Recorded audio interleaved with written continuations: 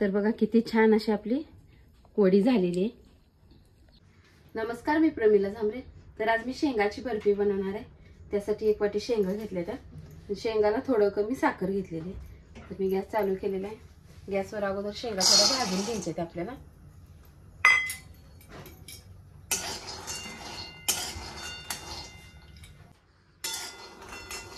तर बघा अशा पद्धतीने मी शेंगा भाजून घेतल्या त्या। जास्त पण आपण जसं भाजीला शेंगा भाजतो एकदम कडक अशा थोड्या करपू देतो तशा भाजल्या नाही मी। आता ही थंड होऊ देणार आहे।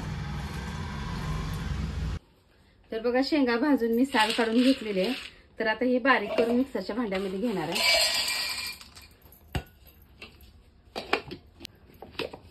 तर बघा अशा पद्धतीने मी शेंगा बारीक करून घेतलेल्या आहेत। तर एका प्लेटमध्ये आता काढून घेते ना।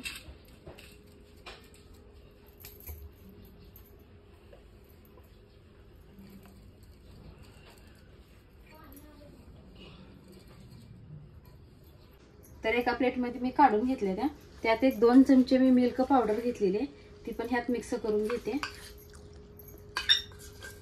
मिल्क पावडरनं काय टेस्ट भारी येणार आहे ना। तर मी आता गॅसवर कढई ठेवलेली आहे, त्यात आपल्याला साखर टाकायची। तर 1 वाटी फुल भरून शेंगा होत्या, तर थोडंसं कमी मी साखर घेतलेली आणि त्यातच 1 अर्धी वाटी मी पाणी ओतून घेणार आहे।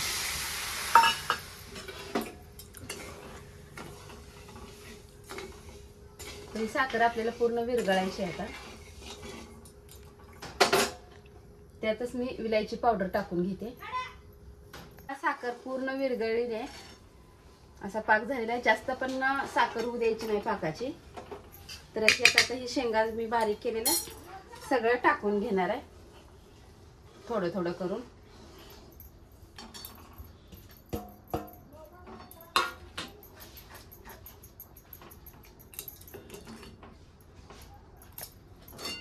पातळ दिसतंय, तर आपल्याला हे घट्ट होईपर्यंत आपल्याला असं हलवत राहायचंय। तर बघा असं झालेलं आहे मिश्रण।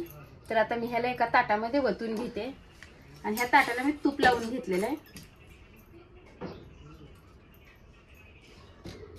आता हे थंड होण्यासाठी वतून ठेवते मी।